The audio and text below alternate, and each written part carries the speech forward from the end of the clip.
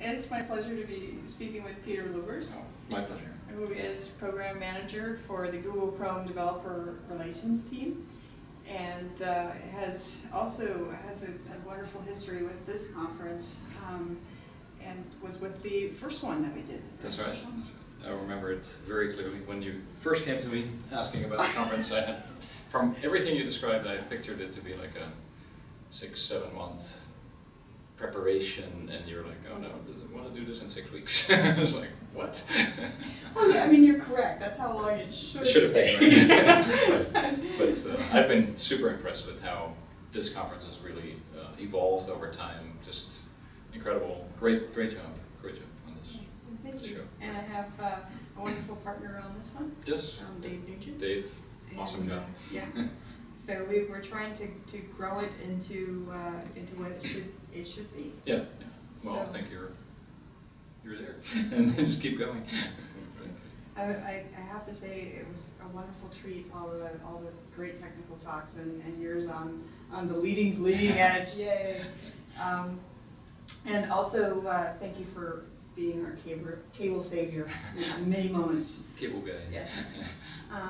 So being that you were talking about the leading edge, what are some of the things that you're looking forward to in the HTML5? Oh, by the way, one more thing about Peter, which probably a lot of you know, is he has a massively successful, due to his incredible organization skills and the fact that he's a wonderful people person, always makes people feel better. And he has an amazing meetup group, HTML5, SF HTML5. So if you don't know about it, Sign up at sfh5.org. Right. Well, I've been really excited. I mean, there are a lot of talks where people have felt a little bit about, well, HTML5 was overhyped maybe, and taking a step back, and there has been a lot of that sort of talk of the broken promises, things like that. And obviously there's a lot of truth to that, but at the same time, and the talk that I gave about the bleeding edge of HTML5, what I like to look at is, if you compare just like 2 years ago, where we were, a lot of the features that we now completely take for granted, like the media, some parts of storage, various canvas, and all of those things, we take that for granted.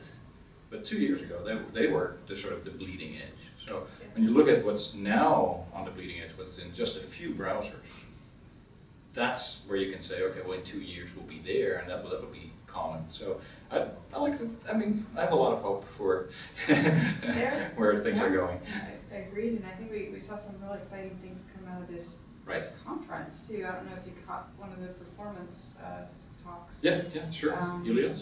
There was Julius, but there was also Steve's performance talk, which I think everybody should take a look at, because for the mobile people, he's addressing a lot of the bugaboos. Now we have all got to go kick tires and check it out at some point, but I do believe that there's some serious progress being made by teams that are getting in there and slugging it out.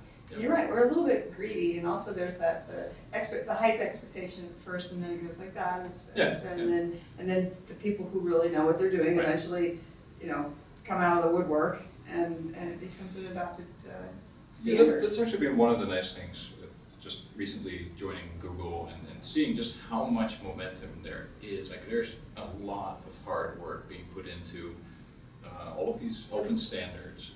I mean, that momentum has not disappeared at all. In fact, that's probably bigger than ever. Yeah, and now there's the doc. So please tell everyone about that. Well, any opportunity I can get to pitch web platform docs, it's yes. What great. Is this? So this sticker, this is the new logo that for a website we just launched a week ago. And when I say we, it's really the community. So it's an organization of W3C and a whole bunch of other stewards that have kicked off this project to be sort of the canonical reference for all web platform documentation.